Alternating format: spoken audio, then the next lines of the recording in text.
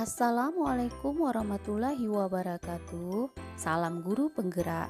Berikut aksi nyata modul 14 budaya positif.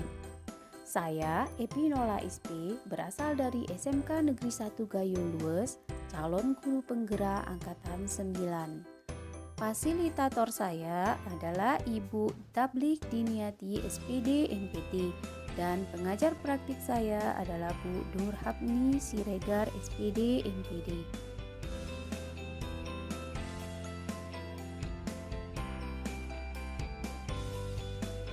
Assalamualaikum warahmatullahi wabarakatuh.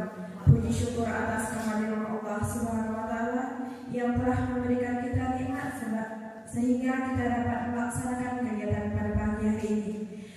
Salawat beriringan salam tak lupa pula kita sanjungkan kepada baginda kita yakni Nabi Muhammad SAW. Yang terhormat Bapak Kepala Sekolah SMK Negeri 1 Gayung Lues, yang terhormat Bapak Ibu Guru yang berada di ruangan hari ini. Adapun rangkaian acara kita hari ini yakni pemaparan materi yang berjudul Diseminasi Budaya Positif.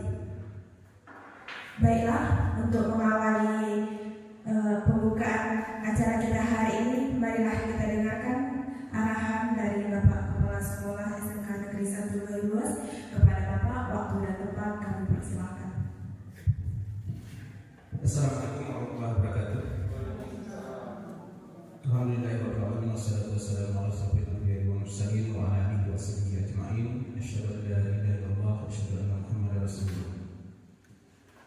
Pertama-tama dan paling utama marilah kita ucapkan puji serta syukur kepada Allah Subhanahu wa taala yang sampai saat ini masih memberikan kita nikmat iman dan nikmat Islam. Tak lupa pula salat berpakaian salam ke bangkuan dari besar Muhammad SAW. Yang kami hormati Bapak Ibu peserta diseminasi budaya positif oleh guru penggerak angkatan 9. Pada kesempatan ini izinkan akan membuka acara diseminasi ini yang berjudul budaya positif.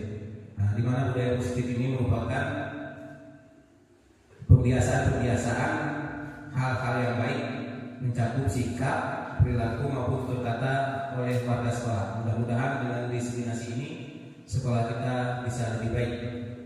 Demikian saja untuk menghemat waktu. Wabillahi taufiq wal hidayah. Assalamualaikum warahmatullahi wabarakatuh. Baik, terima kasih kami ucapkan kepada Bapak Kepala Sekolah SMK Negeri 1 Gayung Lues. Acara selanjutnya marilah kita saksikan bersama penampilan materi dari guru penggerak yaitu Ibu Epinola SP. Waktu dan tempat kami persilakan.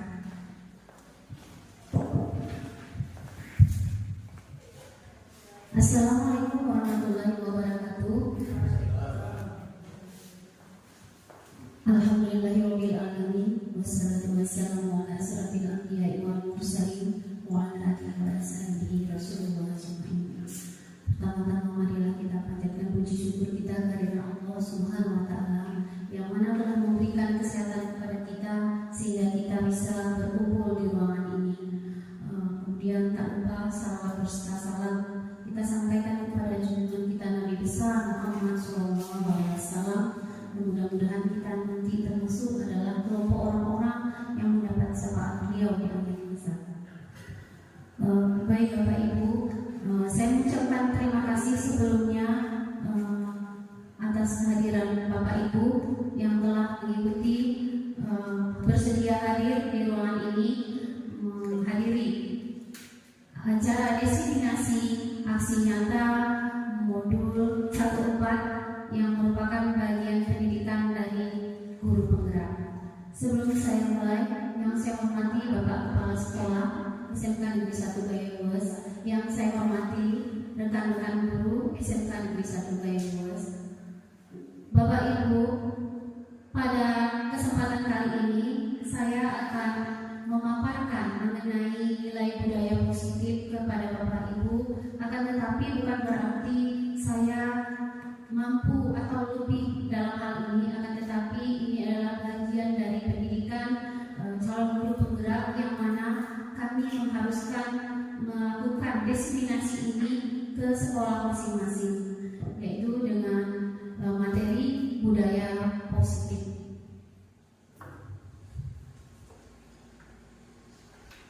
Jadi Bapak Ibu, dari sini ke depan kita akan membahas ada sekitar 6 materi.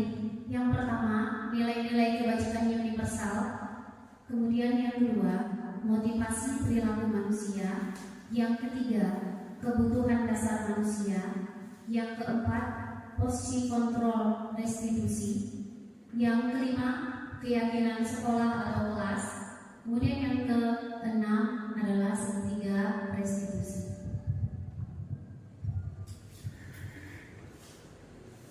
Bapak Ibu, berkaitan dengan dunia pendidikan, kita tidak terlepas dari pahlawan pendidikan Ki Hajar Dewantara yang mana telah memperjuangkan pendidikan dari zaman sejak kolonial Belanda sampai hari ini. Peran beliau tidak bisa kita abaikan. Pada saat pendidikan zaman kolonial Belanda, dulu kita tidak bisa bebas bersekolah.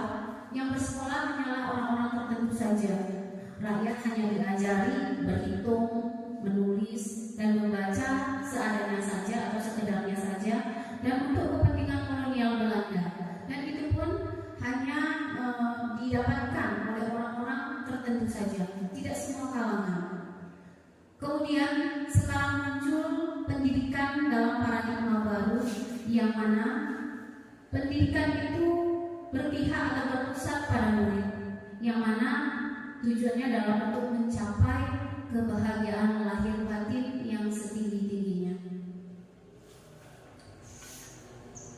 Pendidikan paradigma baru ini karena dia berpusat kepada murid, sehingga kita sebagai pendidik haruslah memperhatikan kebutuhan pembelajaran dalam bagi siswa kita, yang mana tidak terlepas dengan nilai-nilai luhur Pancasila.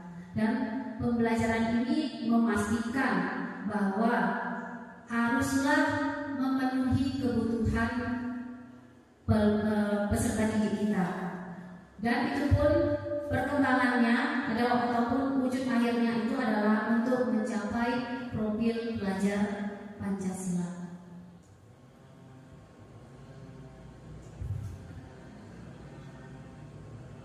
Baik Bapak Ibu, sebelum kita mulai ke materi yang lebih jauh lagi, saya akan mengajak Bapak Ibu untuk memahami situasi dan kondisi pendidikan kita yang berkaitan dengan siswa. Sebelumnya saya meminta dua rekan saya untuk maju ke depan berpartisipasi, mengikuti ada ini materi kita adalah cobalah buka. Kepada teman kami yang bersedia untuk berpartisipasi, silakan maju ke depan. Pak Riza, Bu Ina, silakan.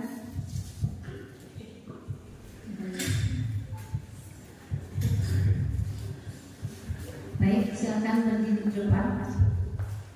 Pak Riza.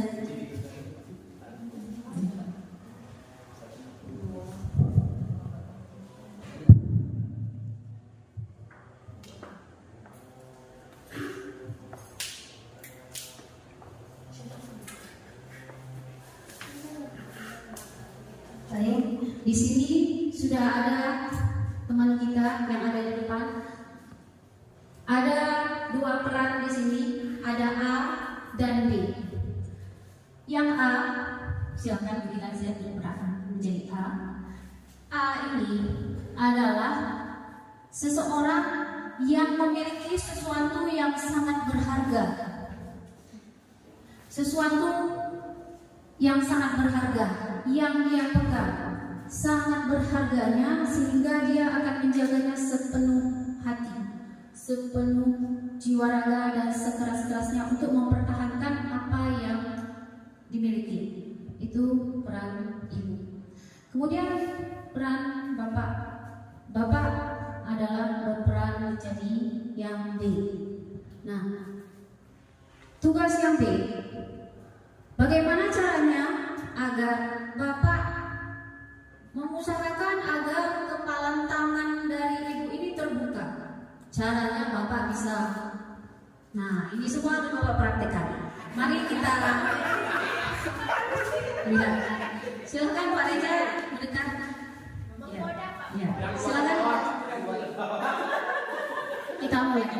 Ya, ini adalah harta berharga yang harus dipertahankan. Saya melihat ada kepalaan yang sangat kuat di tangan Ibu. Jadi saya merasa penasaran, apakah yang ada di dalam kepala yang di tangan Ibu. Bisakah saya melihatnya untuk sekilas ataupun untuk menampakkan kepada saya?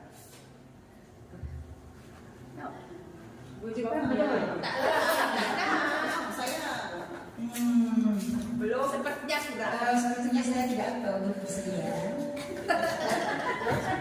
Karena yang saya pegang ini adalah sesuatu yang sangat berharga di kehidupan saya, pengaruh karisma saya, sangat berpengaruh.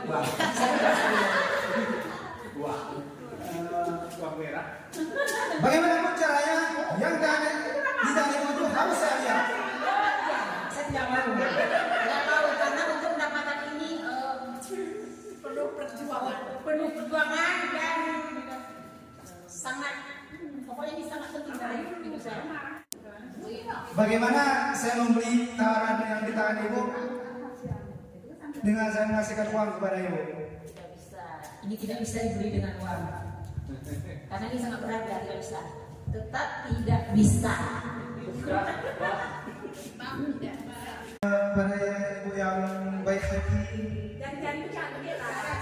yang begitu indah,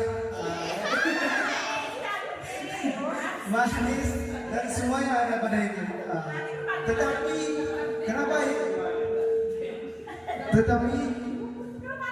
kenapa Ibu tidak bisa mendapatkan ataupun membuka yang ada di tangan Ibu? Seberharga manakah yang berada di tangan Ibu? Ini alasannya adalah saya tidak bisa dirayu atau tidak bisa diiming-imingi dengan cantikan fisik apa aja yang tidak bisa. Karena ini nilainya sangat berharga. Jadi saya belum bisa. Saya merasa di tangan Ibu karena Ibu dan apa yang saya lakukan tidak bisa, maka saya akan memilih Ibu. Bagaimana caranya? Saya akan harus mendapatkan tangan Ibu. Apa yang terbaik di tangan Ibu? Tidak bisa. Ibu bersedia membuka tangan Ibu? Ya. Baiklah, ini udah kita ketahui ya. Berarti Ibu tidak mau membuka, tidak? Oke, baiklah. Kita beri aplaus dulu untuk Kita ketahui bahwa Ibu A tidak bersedia dipaksa, dibujuk, dihardik, diintimidasi, digoda, ya. Walaupun Bapak B sudah melakukan berbagai macam cara, tetapi Ibu A tidak bersedia untuk membuka kepalan tangannya. Nah, Bapak Ibu, dari kejadian ini ada beberapa pertanyaan. Membuka kepalan tangannya atau tidak pasti punya alasan. Coba kita tanya, Bu, kenapa Ibu tidak mau membuka kepalan tangannya? Iya. Alasannya adalah karena yang di kepala tangan saya itu adalah sesuatu yang sangat berarti dan berharga dalam hidup saya. Dan itu merupakan rahasia yang paling berharga dalam hidup saya. Baik. Kemudian kegiatan yang baru saja kita lewati ini, pertanyaan berikutnya, sesungguhnya siapa yang memegang kendali atau kontrol untuk membuka atau menutup tangan? Si A kah atau si B? Si A. Bisa jawab kenapa? Silakan angkat tangan. Itu B-nya, Bu.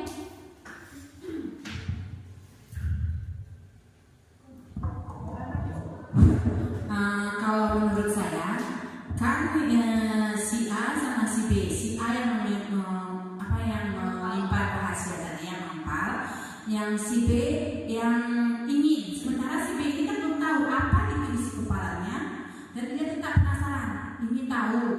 Nah, cuma yang si A tadi kan tidak memberikan, berarti yang butuh sekali apa isi yang di kepala tadi kan si B. Menurut saya itulah alasan saya yang megang kendali itu si A. Itu saja Bu. Baik, terima kasih Bu atas jawabannya. Baik Bapak Ibu, dari kasus ini Bapak Ibu, kita sebenarnya bisa menganalisanya. Kita bawakan ke anak didik kita bahwa pada dasarnya kita tidak dapat memaksa murid untuk berbuat sesuatu jikalau murid tersebut memilih untuk tidak melakukannya. Jadi ini kita bawa ke anak didik kita Bapak Ibu. Walaupun nampaknya guru itu mengontrol siswa, akan tetapi kalau seandainya siswa itu tidak mau, maka dia tidak akan bisa melakukannya. Nah, jadi Bapak Ibu, ini adalah bentuk siswanya dia memiliki kebutuhan dasar yang dipilihnya, yang memenuhi kebutuhannya, sehingga dia memilih untuk tidak mau melakukannya, walaupun nampak oleh kita dia melakukannya, tetapi dari dalam hatinya dia tidak bersedia melakukannya. Nah, baik Bapak Ibu, kita lanjutkan.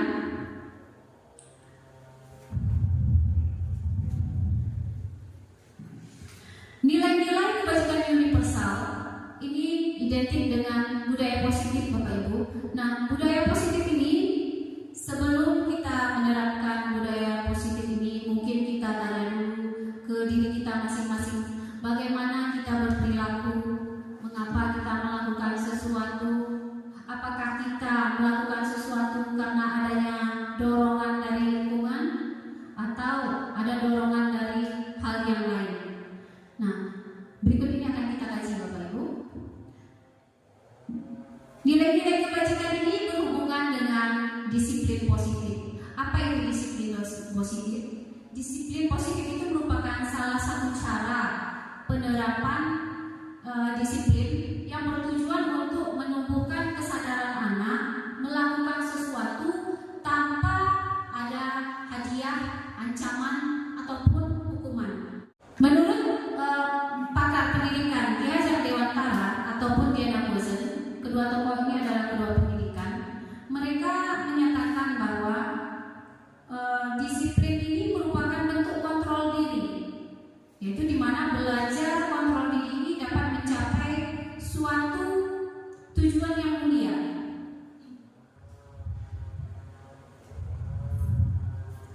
Ada beberapa nilai-nilai positif yang mungkin sudah kita terapkan di sekolah Bapak Ibu. Nah, ini diantaranya ada banyak itu dari tabelnya, yang peduli, rajin, integritas, rasa hormat, keterus-terangan. Mungkin ini sudah kita lakukan di sekolah kita Bapak Ibu.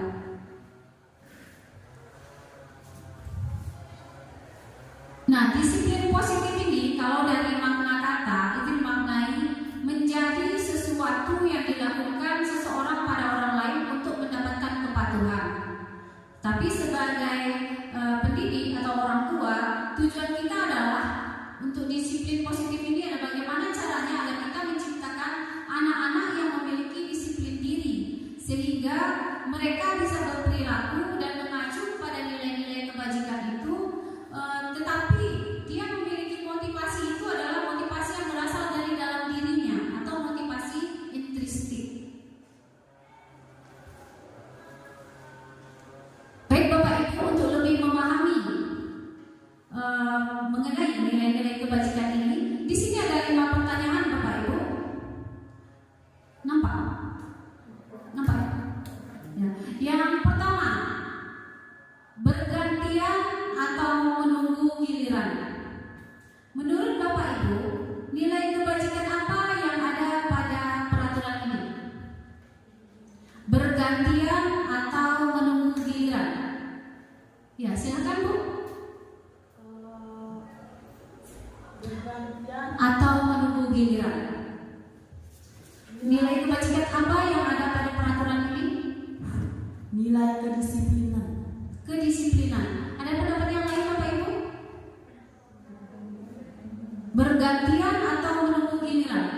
Kira-kira nilai kebajikan apa yang ada pada peraturan ini? Nilai kedisiplinan dan tata krama. Disiplinan dan tata krama. Budaya antri. Budaya antri. Ya, masuk keduanya ya Bapak Ibu. Ya. Yang kemudian yang keduanya, hadir di sekolah 15 menit sebelum pembelajaran dimulai. Kira-kira nilai kebajikan apa yang ada terdapat pada peraturan ini? Disiplin, masuk situ juga ya. Dilarang mengganggu orang lain. Nilai kebajikan apa yang ada di sini Bapak Ibu? Tata krama, etika, tata krama. Lain? Menghormati orang lain masuk? Masuk ya. Dan kemudian yang berikutnya, kembalikan barang ke tempatnya. Peraturan kembalikan barang ke tempatnya. Kembalikan barang pada Ya. Konsisten. Lain? amanah. Amanah. Konsisten, amanah. Jujur ya. Baik Bapak Ibu, kita lanjutkan sekarang dengan motivasi perilaku manusia. Kita mulai dengan sebuah kasus. Bila di sekolah Anda tidak ada aturan yang mengharuskan guru datang tepat waktu dan tidak ada surat teguran bagi guru yang datang terlambat dan tidak ada atasan yang menguji Anda, apakah Anda akan tetap datang tepat waktu untuk mengajar murid-murid Anda? Ada yang bersedia memberikan jawaban? Oh silakan Bu, tolong dikasih mic-nya. Ya, saya akan datang tepat waktu sesuai dengan jadwal yang sudah diberikan karena itu merupakan kewajiban saya sebagai seorang pendidik. Baik, terima kasih atas jawaban yang benar. Teman-teman, dari jawaban Bu Emma tadi, menurut teman-teman, dia bersedia datang ke sekolah ini? Iya, walaupun tanpa teguran. Menurut Bapak Ibu, ini berdasarkan motivasi apa? Sadar diri. Iya, kesadaran diri. Artinya kesadaran yang berasal dari dirinya sendiri ya Bapak Ibu. Baik. Jadi, motivasi itu merupakan suatu dorongan yang timbul dari dalam diri seseorang secara sadar atau tidak sadar dia melakukan suatu tindakan dengan tujuan tertentu Bapak Ibu. Nah, itu yang disebut dengan motivasi. Mungkin Bapak Ibu kita semua mungkin tidak mengetahui bahwa motivasi itu ada dua Bapak Ibu ya. Satu yang berasal dari luar diri kita, kemudian ada yang berasal dari dalam diri kita. Yang dari luar ekstrinsif, yang dari dalam adalah intrinsik. Nah, kalau kita bawa ke anak didik kita Bapak Ibu, motivasi intrinsik ini atau yang berasal dari luar diri ini, siswa dia melakukan disiplin dikarenakan takut dihukum, ya, takut dihukum atau menghindari hukuman. Ini kalau dia yang berasal dari ekstrinsik. Jadi siswa itu akan datang ke sekolah atau mengikuti peraturan sekolah hanya karena tidak ingin dihukum, kemudian menghindari hukuman, ya. Kemudian kalau murid melakukan disiplin diri itu dikarenakan ada juga yang ingin mendapatkan penghargaan, ingin mendapatkan imbalan. Nah, ini juga salah satu alasan kenapa murid itu melakukan sesuatu tetapi bukan berasal dari dalam dirinya.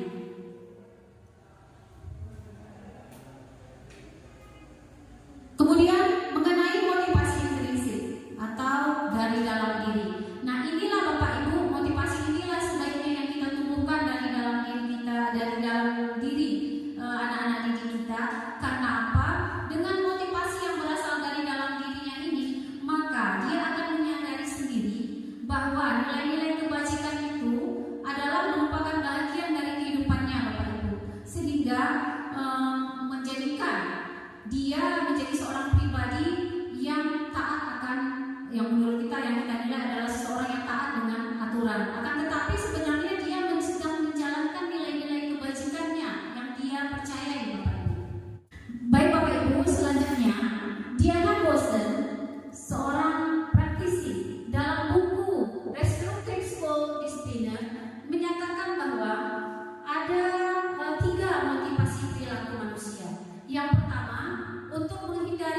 ketidaknyamanan atau hukuman. Kemudian yang kedua, untuk mendapatkan imbalan ataupun penghargaan dari orang lain.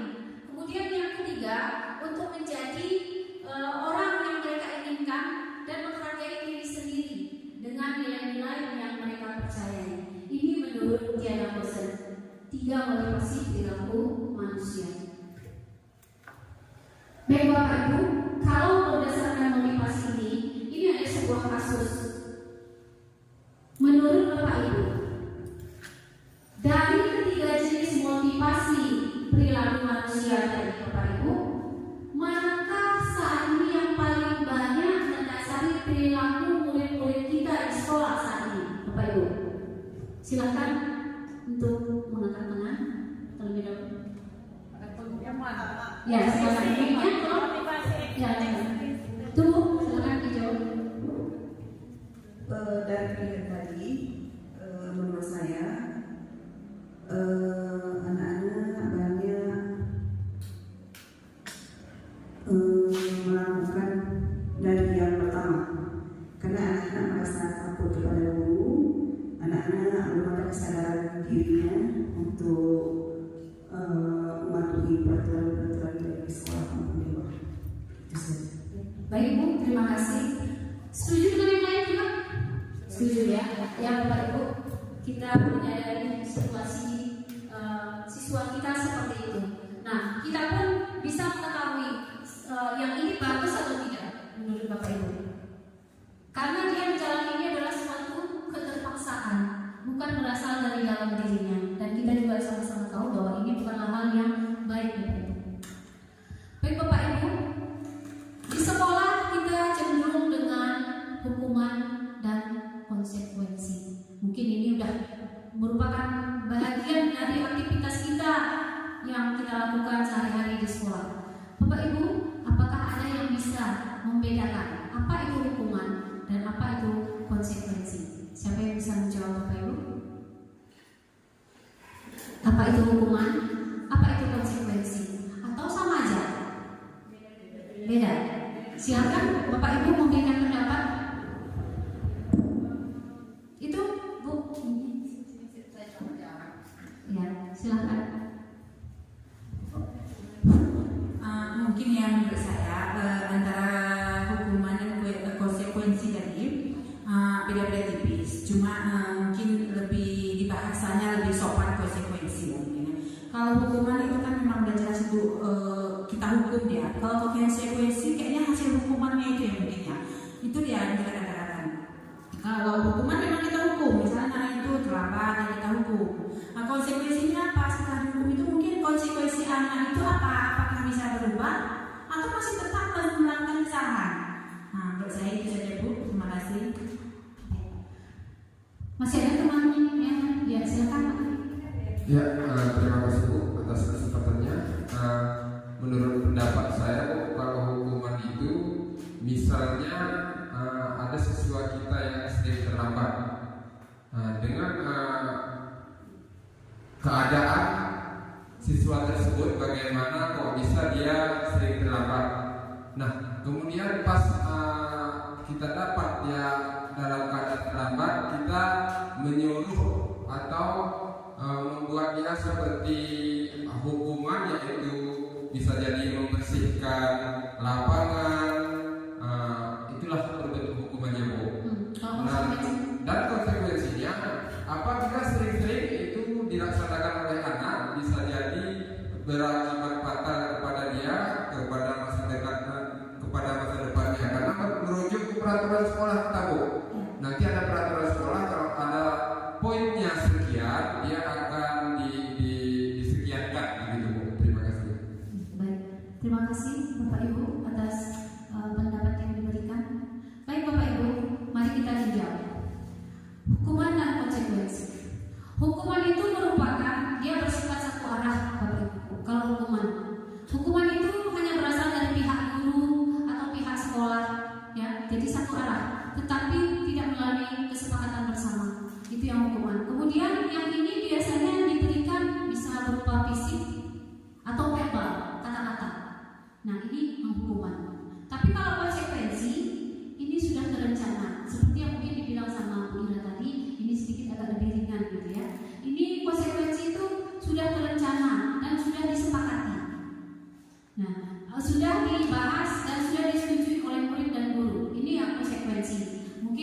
kalau di kita mungkin kalau di peraturan di kesiswaan ya Bapak ya, tapi kita bukan sama siswa, tetapi sama orang tua murid ya Pak ya, konsekuensinya ya, penetapan konsekuensinya. Jadi antara komite, pihak sekolah dengan orang tua murid ini, yang seperti ini yang disebut dengan konsekuensi. Kemudian bentuknya itu umumnya bentuknya dibuat oleh pihak guru, murid ya, yang sudah mengetahui sebelumnya mengenai konsekuensi akan diterima atas suatu tindakan.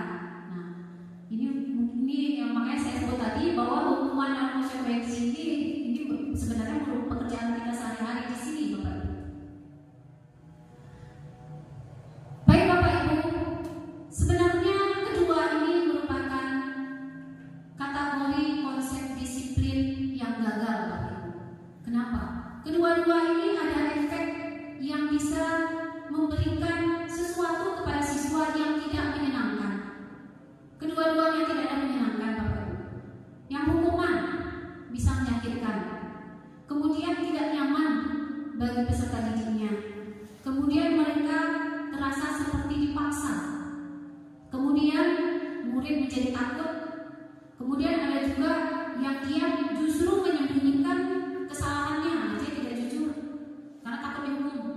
Kemudian murid menjadi rendah diri, kemudian marah, merasa bersalah, kemudian ada juga yang sampai mengasingkan diri, Bapak Ibu ya, mungkin ini sudah kita sama-sama tahu sifat-sifat anak-anak kita, kemudian menjadi tidak diharapkan dan sangat menyukai. Ini akibat dari hukuman, Bapak Ibu. Kemudian konsekuensi.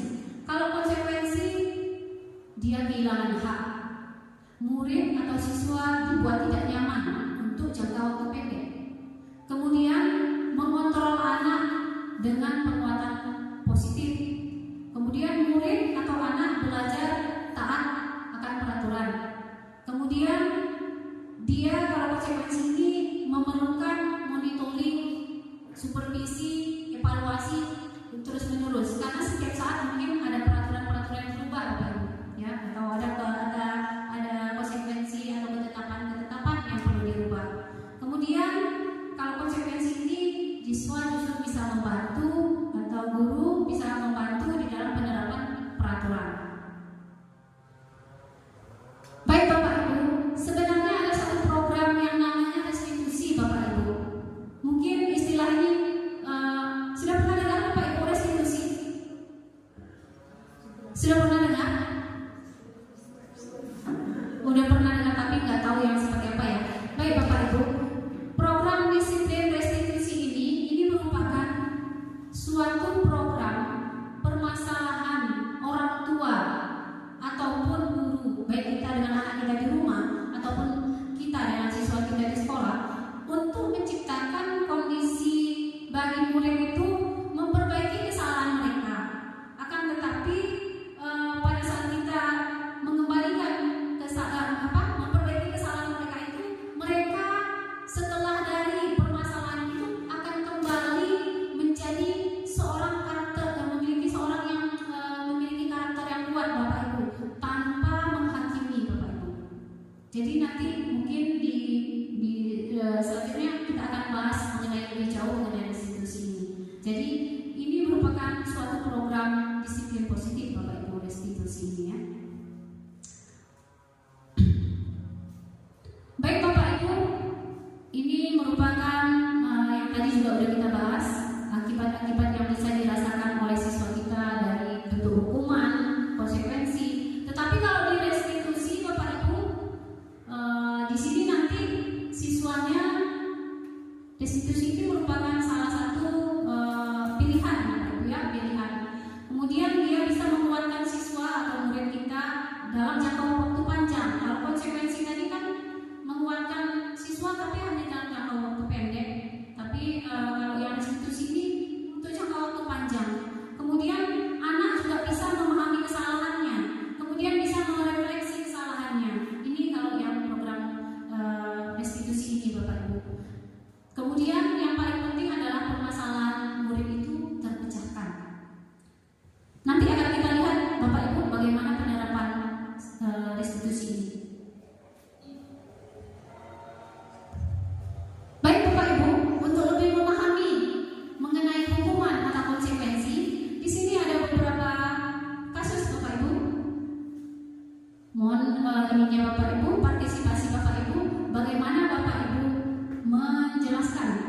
tindakan-tindakan orang tua atau guru berikut ini.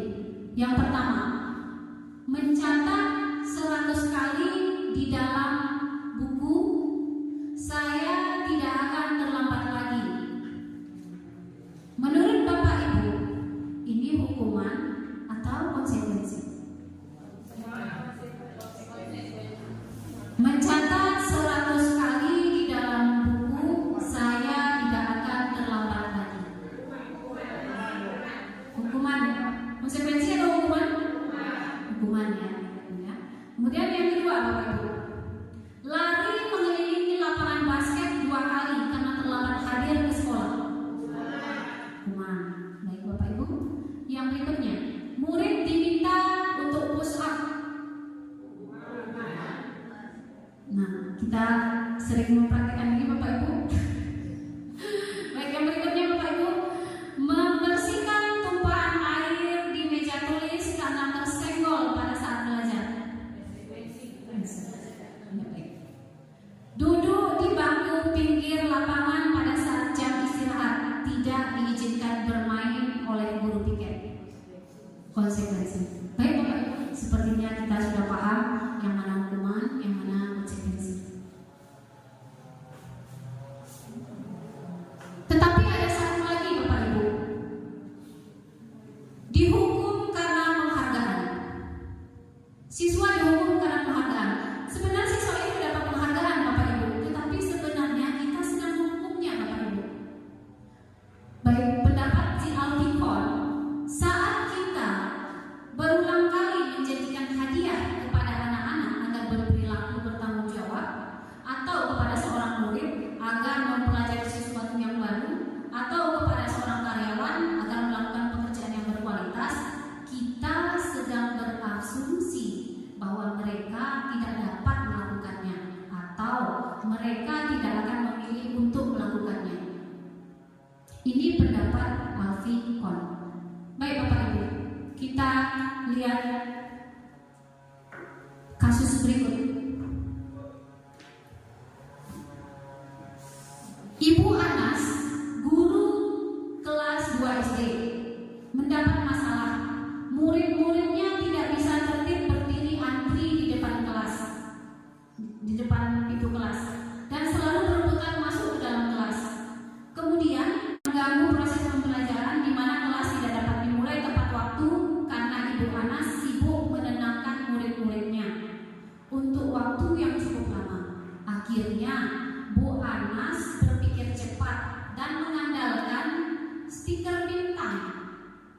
Jadi dengan stiker bintang ini Bapak Ibu, Bu Anas ini mengiming-imingi muridnya kalau yang tidak ribut atau tidak membuat keributan, dia memberikan stiker bintang.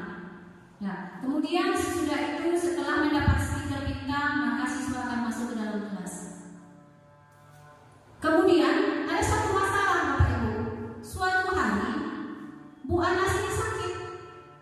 Bu Anas sakit. Kemudian selama beberapa minggu.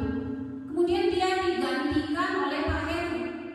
Pak Heru ini tidak memiliki kebiasaan yang sama dengan Bu Anas yang memberikan stiker bintang kepada murid-murid pada saat masuk kelas. Sehingga apa yang terjadi bisa kita bayangkan Bapak Ibu seperti kejadian yang pertama. Maka anak-anak ini ribut dan tidak tenang dalam jangka waktu yang lama sehingga pembelajaran terlambat dimulai dan membuat suasana tidak nyaman. Pertanyaannya, berdasarkan teori motivasi yang telah dipelajari, kira-kira apa motivasi murid-murid kelas 2 untuk bersedia berdiri antri sebelum masuk kelas? Silakan tunjuk tangan Bapak Ibu.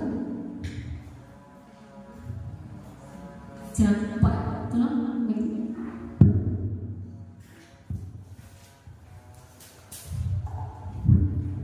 Kalau kita lihat dari kasusnya tadi ya, sepertinya siswa itu memiliki motivasi ekstrinsik ya, karena mereka itu melakukan budaya disiplin itu karena mengharapkan penghargaan. Ya, mengharapkan penghargaan. Kemudian yang kedua Bapak Ibu, pertanyaan yang kedua, adakah cara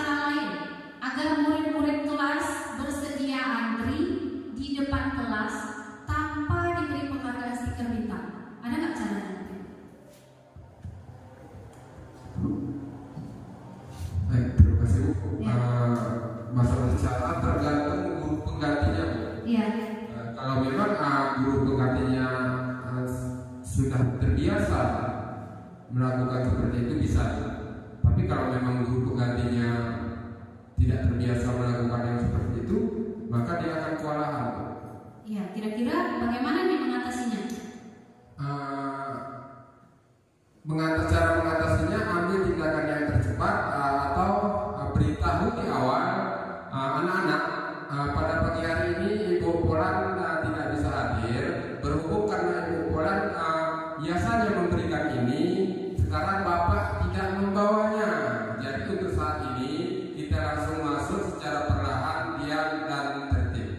Iya, seperti itu ya, lebih kurang. Jadi kita sebagai guru pengganti, kita memberikan dulu ibaratnya seperti peraturan dengan kita seperti apa. Kemudian yang paling penting menurut saya Bapak Ibu, bagaimana cara kita memberikan pemahaman ke diri anak-anak itu bahwa mereka melakukan sesuatu itu bukan karena penghargaan, bukan karena sesuatu. Itu yang paling penting Bapak Ibu. Baik Bapak Ibu, kita lanjutkan. Kebutuhan dasar manusia. Jadi Bapak Ibu, setiap orang bertindak atau berperilaku itu dia memiliki kebutuhan-kebutuhan dasar Bapak Ibu. Ya, ada kebutuhan-kebutuhan dasar yang berbeda, yang mengakibatkan seseorang itu berperilaku atau bertindak. Baik Bapak Ibu, sebelumnya coba kita lihat yang berikut ini.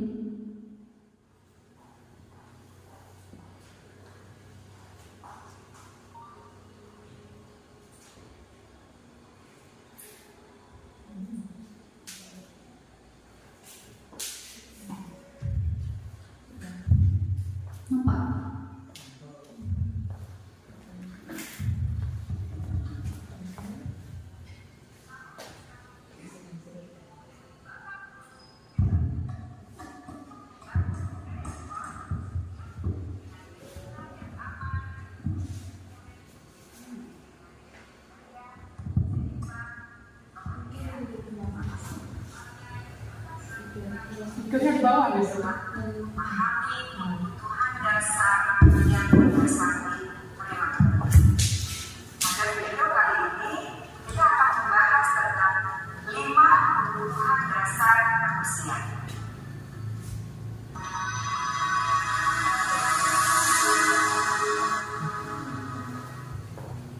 Diajar Dewantara dalam salah satu buku lainnya menyatakan, kita ambil contoh perbandingannya dengan hidup tumbuh-tumbuhan seorang petani dalam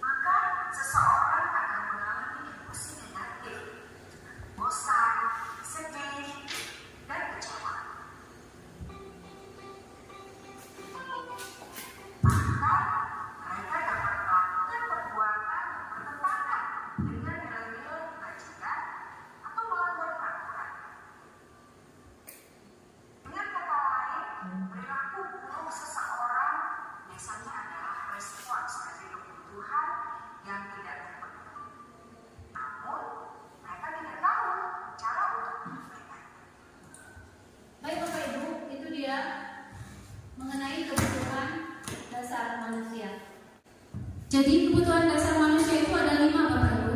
Yang pertama, kebutuhan bertahan hidup. Yang kedua, kasih sayang dan merasa diterima atau kebutuhan untuk diterima.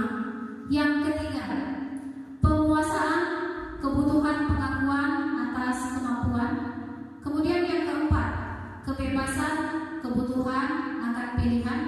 Kemudian yang kelima, kesenangan, kebutuhan untuk merasa senang. Baik Bapak Ibu, di sini ada sebuah kasus Bapak Ibu. Tahun ini Dimas genap berusia 17 tahun. Ia senang sekali ketika ayahnya mulai mengajarkan cara menyetir mobil. Setiap akhir pekan ia berlatih menyetir. Ia terlihat senang sekali berlatih sampai akhirnya ia bisa menyetir mobil dengan baik dan lancar. Ketika ibunya bertanya kepada Dimas, apa yang membuat dia ingin bisa menyetir mobil? Ketika jawaban Dimas adalah seperti ini, seperti yang di bawah ini Bapak Ibu, kira-kira kebutuhan dasar apa yang sedang dipenuhi oleh Dimas? Yang pertama, aku merasa bangga dan keren. Dari 5 kebutuhan dasar tadi Bapak Ibu, ini merupakan kebutuhan dasar apa? Aku merasa bangga dan keren.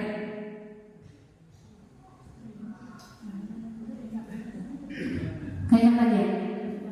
Ini dia Bapak Ibu. Aku merasa bangga dan keren. Kira-kira kebutuhan dasar mana yang terpenuhi? Yang penguasaan. Aku merasa bangga dan keren.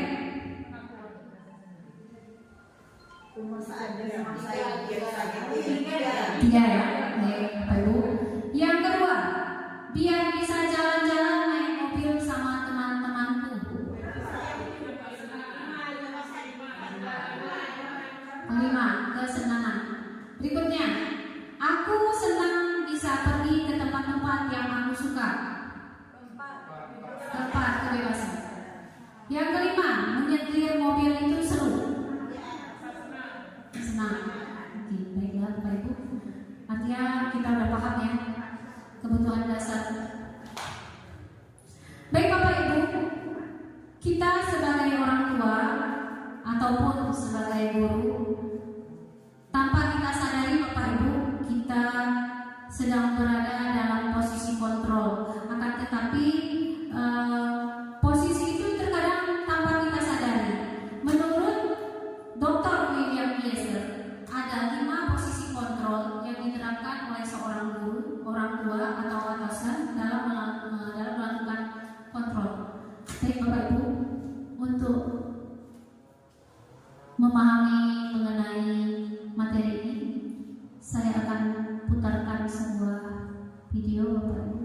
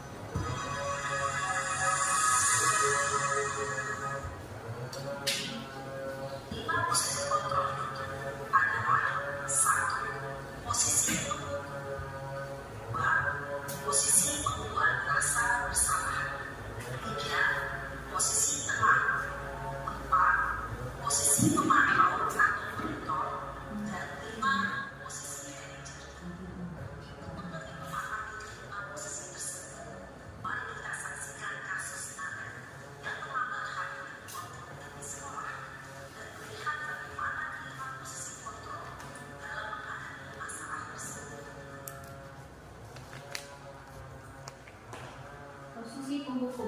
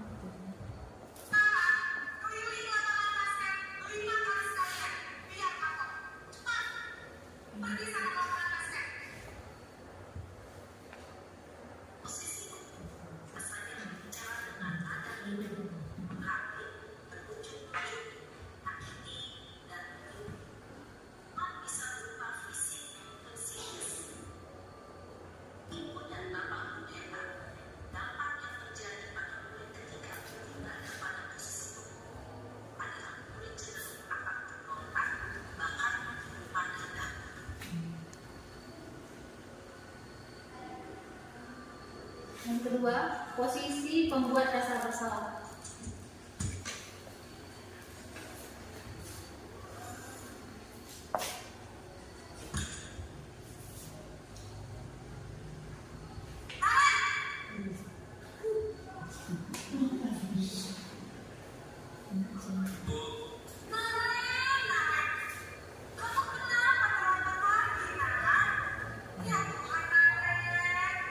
Kamu senang ya bikin ibu susah ya? Kalau kamu terlambat, nanti ibu yang ketemu bapak kepala sekolah kan? Disangka ibu tidak bisa membina kamu. Gimana ini? Gusti Naren, kamu suka ya punya ibu ketemu bapak kepala sekolah? Terus, sekarang ibu harus tulis apa yang ibu absen? Ini kamu sudah sering terlambat loh. Ibu harus apa coba? Ya sudah, lain kali jangan bikin ibu susah lagi ya nak ya. Ibu tidak akan kuat lagi kalau kamu begini terus. Bisa jantungan kalau ibu ketemu bapak kepala sekolah. Karena cepat kelas.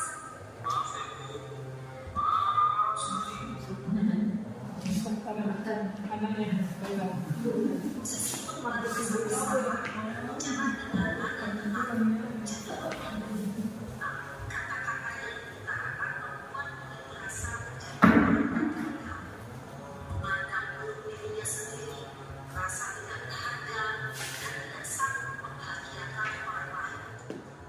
Ketika guru mengambil posisi membuat rasa bersalah, murid akan menganggap dirinya yang bersalah, dan dia akan melakukan emosi negatif tersebut dengan diri. Yang ketiga, Bapak Ibu, posisi teman.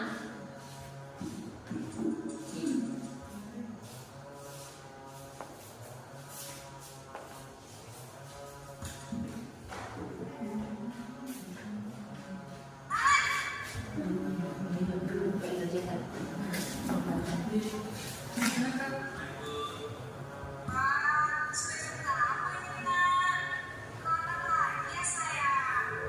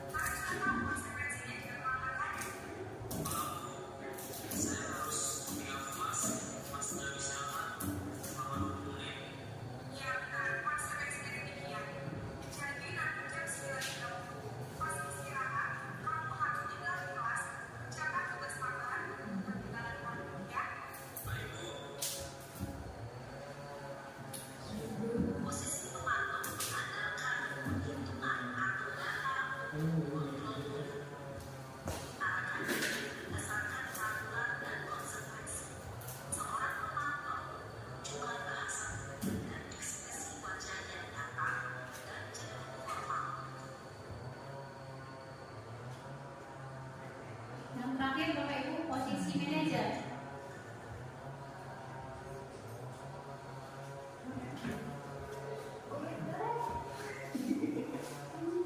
Ya, pokoknya menarik.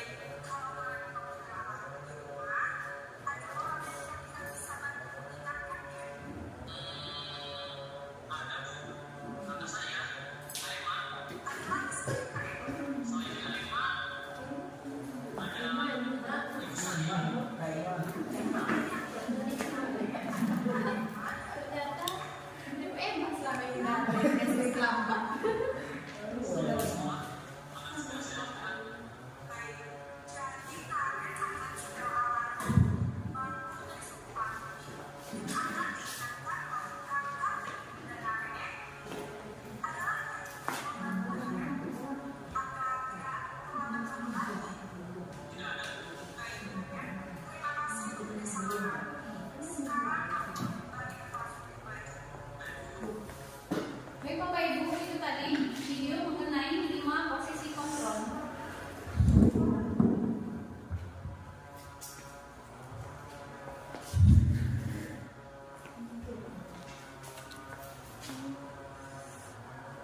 Menurut Bapak Ibu, dari kelima posisi kontrol tadi, yang pertama penghukum, yang kedua pembuat merasa bersalah, yang ketiga sebagai teman, yang keempat sebagai pemantau, yang kelima sebagai manajer.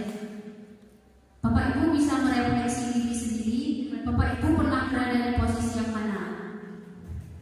Dan 1 3 dan 5, 3 teman, manajer. Iya. Baik Bapak Ibu. Jadi menurut Bapak Ibu dari kelima kontrol tadi, menurut Bapak Ibu yang paling baik yang mana ya? Manajer. Manajer ya Bapak Ibu. Jadi kalau yang di atas manajer sedikit pemantau tadi Bapak Ibu, yang agak sedikit lebih ringan, yang membuat siswa kita sedikit agak lebih nyaman. Tapi karena ini ya, karena kita guru, ada kalanya kita berpindah posisi Bapak Ibu, itu tergantung juga situasinya. Tapi alhamdulillah teman-teman sudah bisa memahami bahwa kita sebagai guru lebih baik mempertahankan posisi kita kalau tidak di pemantau, di manajer Bapak Ibu ya. Baik Bapak Ibu, seperti Bapak Ibu sudah memahami mengenai posisi kontrol ini. Jadi untuk akibat-akibatnya itu Bapak Ibu juga sudah dengarkan tadi di video tadi, jadi tidak usah kita bahas lagi mengenai akibat-akibatnya. Baik Bapak Ibu, kita lanjutkan sekarang materi tentang keyakinan kelas. Nah Bapak Ibu, keyakinan kelas ini Bapak Ibu pernah dengar keyakinan kelas? Mungkin ini udah pernah Bapak Ibu lakukan, tapi karena ini seperti istilah baru, jadi seperti asing. Bapak Ibu ada yang tahu keyakinan kelas? Mungkin kesepakatan kelas nggak pasti tahu ya. Nah ini lebih kurang seperti itu Bapak Ibu, cuman mungkin Bapak Ibu belum pernah mendengar kalimat ini, keyakinan kelas. Baik Bapak Ibu, sebelumnya kita pertanyakan dulu, kenapa harus keyakinan kelas? Kenapa tidak peraturan kelas? Ini mungkin lebih ke kita bedakan dulu apa sih yang dinamakan dengan keyakinan, kemudian apa yang dikatakan dengan peraturan. Nah, sebelumnya Bapak Ibu ada yang bisa memberikan pendapat mengenai kedua hal ini? Yang tadi keyakinan dan yang satunya lagi tentang peraturan.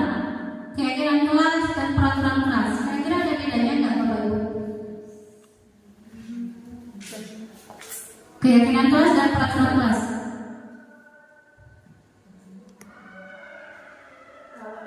Iya. Iya. Terus kalau apa tadi sebenarnya? Peraturan. Itu gurunya yang membuat. Ya, baik. Lebih kurang seperti Bapak Ibu, benar ya, seperti disampaikan oleh Bu Eli, bahwa keyakinan kelas itu adalah nilai-nilai kebajikan yang kita sepakati. Tapi kalau yang peraturan itu yang sudah dibuat, tapi peraturan itu seperti juga kita bahas tadi sebelumnya bahwa ini dibuat oleh satu pihak saja. Ya. Baik Bapak Ibu,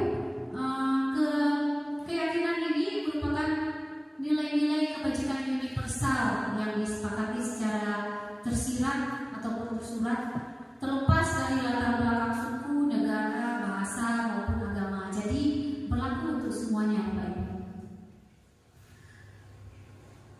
Jadi Bapak Ibu, ada beberapa tahapan yang untuk kita mencapai program kebajikan ini, ya, menetapkan keyakinan kelas kita, Bapak Ibu ya.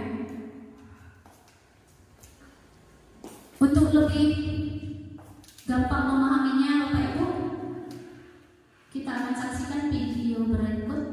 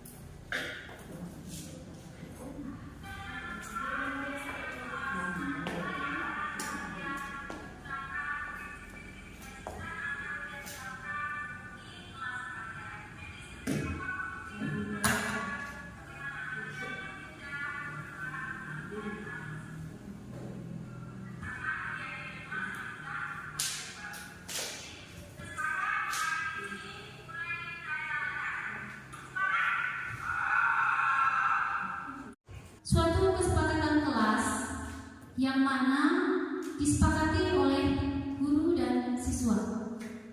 Saya sudah melakukan penetapan keyakinan kelas ini dengan kelas 11 ATPH. Langkah-langkahnya Bapak Ibu, sebelumnya kita menyampaikan kepada siswa bahwa kita akan membuat sebuah kesepakatan. Kita akan menetapkan nilai-nilai kebajikan yang akan kita terapkan di kelas kita, Bapak Ibu. Kemudian Bapak Ibu, kita akan meminta curah pendapat dari siswa. Kira-kira nilai kebajikan apa saja yang akan kita terapkan di sekolah. Setelah itu Bapak Ibu, kita mengumpulkan curah pendapat yang diberikan oleh siswa kita, ya, yang diberikan oleh siswa kita. Kemudian kita kumpulkan. Setelah kita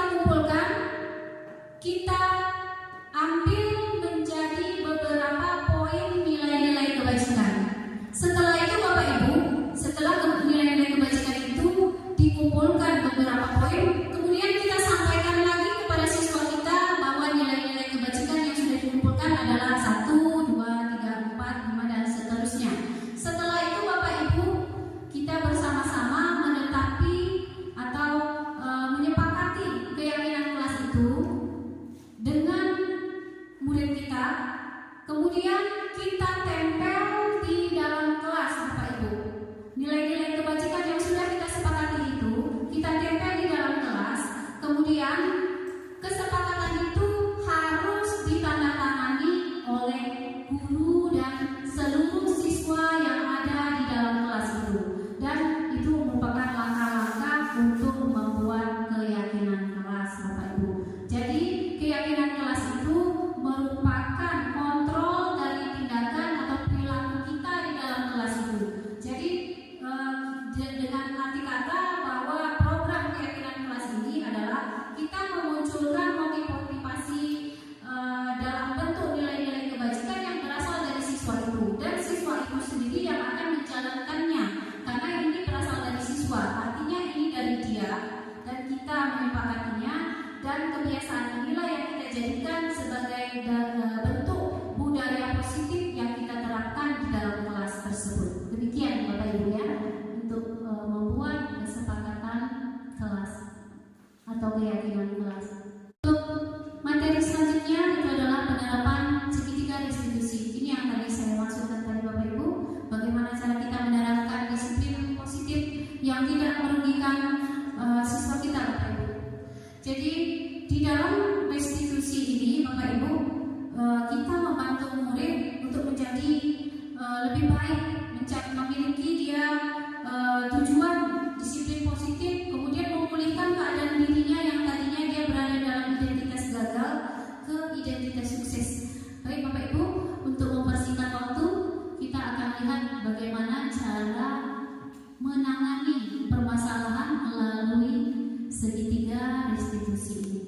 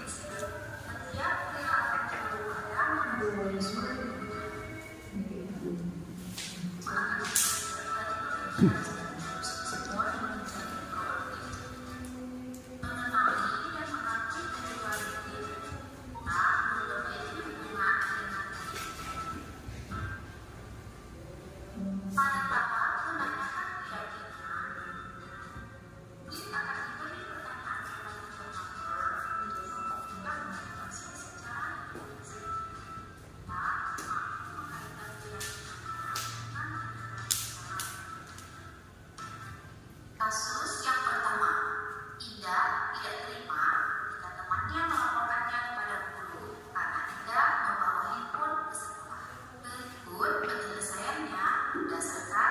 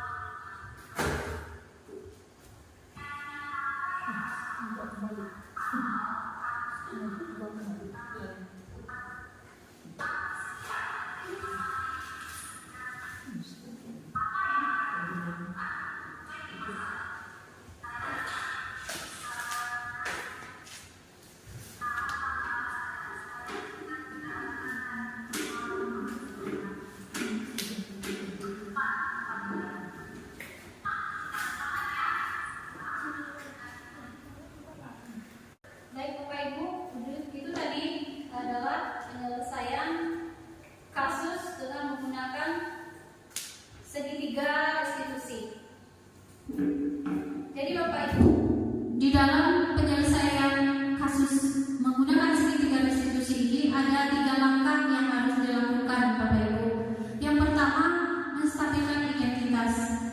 Menstabilkan identitas ini adalah di mana siswa atau murid kita sedang berada pada kondisi identitas gagal. Seseorang yang sedang sedih, sedang emosional, dia tidak bisa berpikir secara rasional, ya, sehingga apabila dalam kondisi ini kita mengkritiknya, justru membuat dia merasa tertekan atau dia sedang berada dalam posisi down.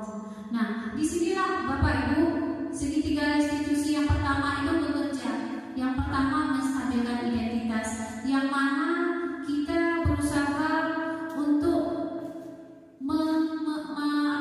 menetralkan kondisi anak kita ini agar dia tidak terlalu merasa bersalah, sehingga ada pesan bisa kalimatnya itu dengan kalimatnya contohnya seperti ini. Tidak ada manusia yang tidak berbuat salah, tidak ada anak yang tidak berbuat salah.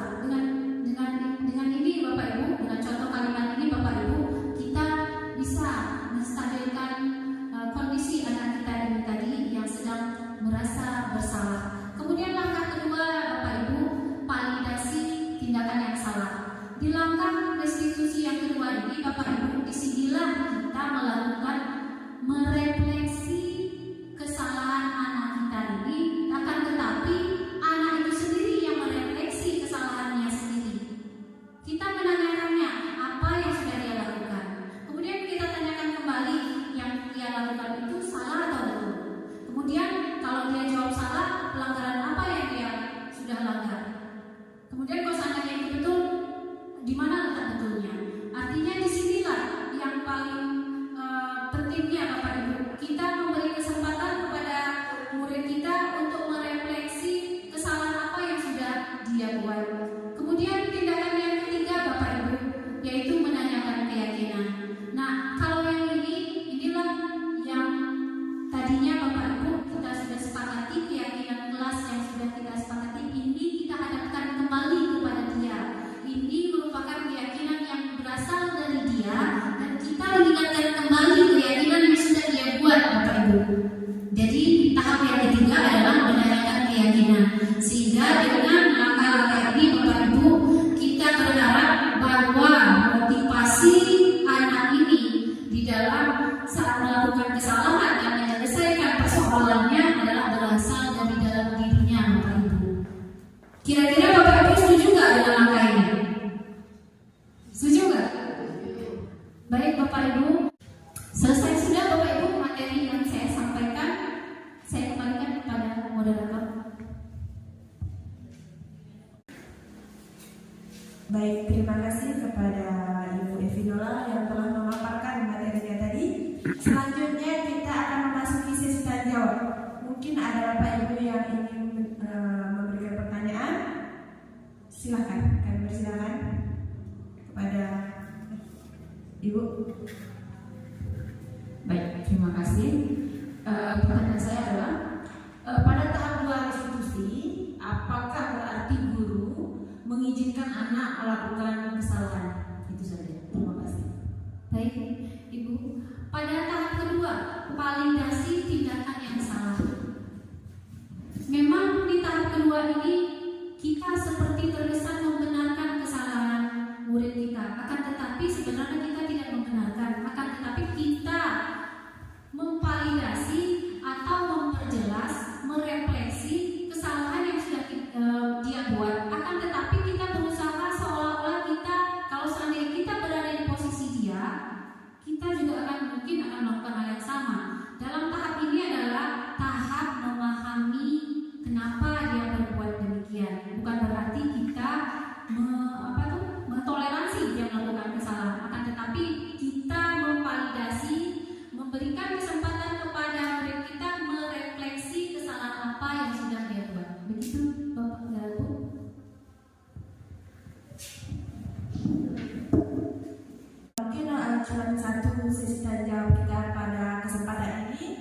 sekian acara rangkaian pemaparan materi dari guru penggerak kita, yakni Ibu Evinola SP. Saya undur diri. Assalamualaikum warahmatullahi wabarakatuh. Waalaikumsalam warahmatullahi wabarakatuh.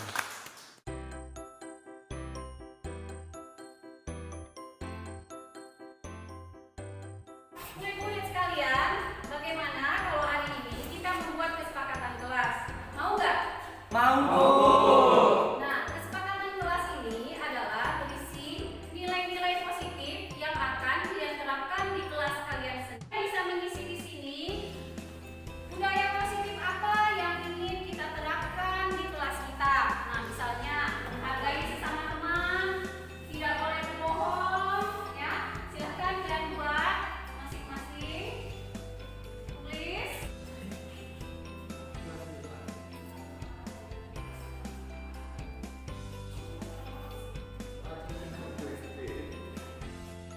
Nah, bagi yang sudah selesai, silahkan tempel ke depan.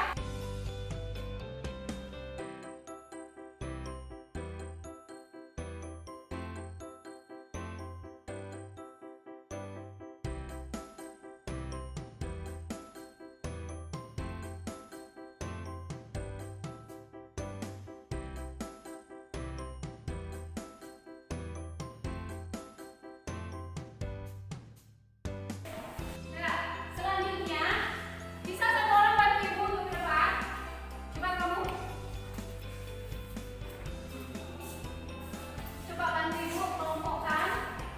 Ini berdasarkan isinya. Yang buat jujur, kelompokkan. Yang menghargai, yang disiplin, buat disiplin. Coba kelompokkan.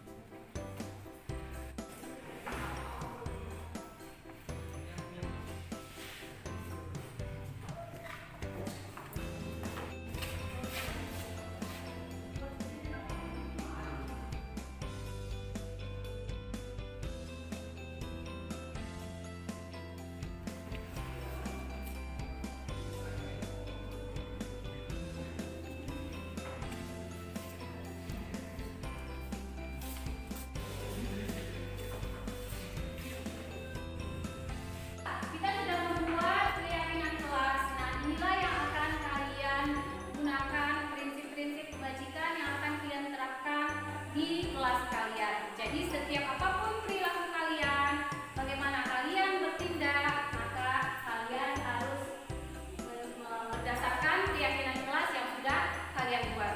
Jadi kita sepakat hari ini mulai kita jalankan. Sepakat?